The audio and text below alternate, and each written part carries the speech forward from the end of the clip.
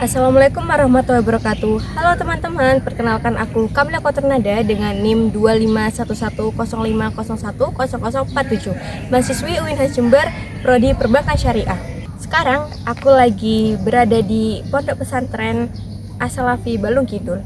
Di sini kita tidak hanya belajar tentang ilmu umum, tetapi juga ilmu agama, tanggung jawab, kedisiplinan, dan hidup mandiri. Yuk ikutin aku untuk kita tahu lebih lanjut lingkungan Pondok Pesantren As-Salafi Balung Kidul.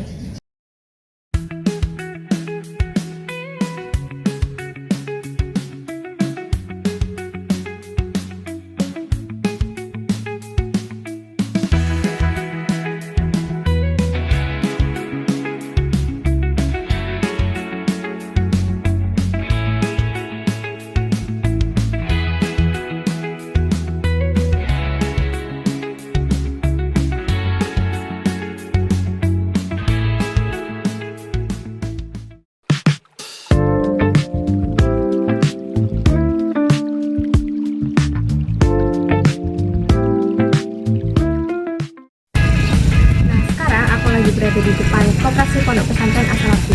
Koperasi merupakan salah satu tempat terpenting karena menyediakan kebutuhan sehari-hari santri. Yuk langsung aja kita wawancara dengan pengurus Koperasi Pondok Pesantren As-Salafi. Baik, di sini saya sudah dengan pengurus pondok atau pengurus Koperasi Pondok Pesantren As-Salafi Balung Kidul. Baik, sebelumnya Ibu dengan Ibu siapa? Baik, Ibu Siti Mekaronan. Perkenalkan terlebih dahulu, saya Kamila Koternada selaku mahasiswi UINHAS Jember. Jadi saya di sini izin melakukan wawancara untuk mengetahui mengenai koperasi atau unit usaha pondok yang sedang Ibu jalankan. Apakah Ibu berkenan? Siap. Terima kasih banyak sebelumnya Ibu. Saya melihat di pondok ini ada beberapa unit usaha yang sedang aktif dan berjalan dengan baik. Saya jadi tertarik ingin mengetahui bagaimana awal mula usaha ini didirikan. Jadi kalau boleh tahu sebenarnya kapan koperasi ini mulai didirikan? Assalamualaikum warahmatullahi wabarakatuh.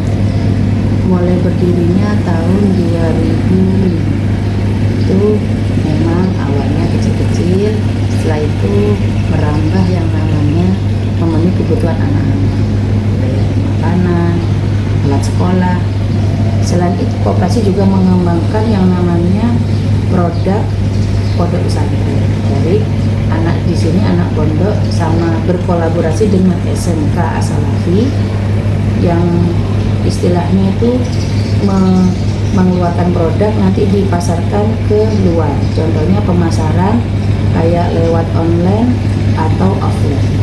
Sekarang kan ada namanya berbasis digital, jadi kan ada yang langsung online atau offline. Di sini produk yang saya keluarkan selain kebutuhan dalam koperasi yang ada di pesantren, juga membuat produk yaitu kacang telur sama kue kacang. Itu saya sudah 3 tahun kemarin saya sudah mengeluarkan lewat UMKM Surabaya, karena saya bekerja sama dengan UMKM Surabaya itu memenuhi pesanan yang ada di Surabaya, kayak buat bazar, promosi, ada kayak istilahnya ada outlet-outlet yang ada di Surabaya. Alhamdulillah, selain koperasi yang ada di pondok mengeluarkan produk, itu saya kembangkan ke jadi pondok ini tidak hanya jualan yang ada di koperasi, tapi mengembang kayak di pertanian. Jadi anak-anak itu istilahnya biar tahu tidak hanya mondok saja, tapi tahu perkembangan kewirausahaan. Jadi nanti setelahnya pulang anak-anak itu apa yang harus dikerjakan, tidak hanya baca buku, baca kitab, tapi dia punya keahlian tersendiri. Awalnya memang dari kebutuhan internal pondok ini Bu. Menurut saya menarik juga karena tidak banyak pondok pesantren itu menjalankan usaha itu cukup lama itu dan aktif sampai sekarang. Nah, kalau boleh tahu lebih lanjut, apa tujuan utama dibentuknya koperasi pondok di pesantren ini? Apakah memang sejak awal itu fokusnya untuk menambah perekonomian pondok atau ada tujuan lain? Kalau saya selain untuk memajukan lokasi pondok, karena kalau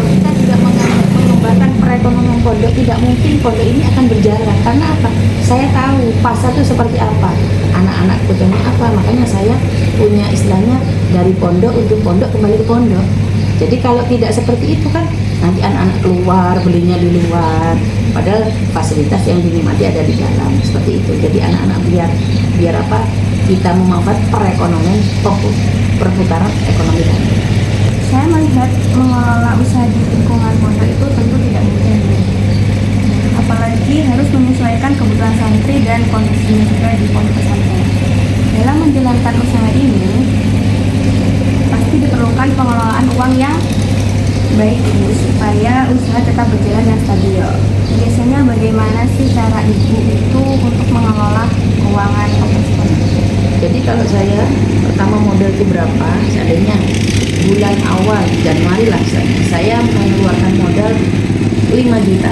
Dalam 5 juta itu kan nanti ada pengeluaran, setiap hari kan ada pengeluaran, nah itu tertulis. Nanti ditutup akhir bulan kita ada pengeluaran dan juga ada pemasukan. Jadi pengeluaran itu kita belanja, pemasukan dari setiap hari itu pasti saya tulis secara administrasi. Contohnya sekarang tanggal 23 tidak ada orderan barang, tapi ada pemasukan. Seandainya kemarin tanggal 20 saya belanja habis 1.500, dalam berapa hari nyampe enggak kesekian itu, terus itu bergulirnya seperti itu. Jadi enaknya kalau saya pengeluaran dan pemasukan saya tulis setiap hari. Jadi biar enggak bikin untung apa enggak kan gitu.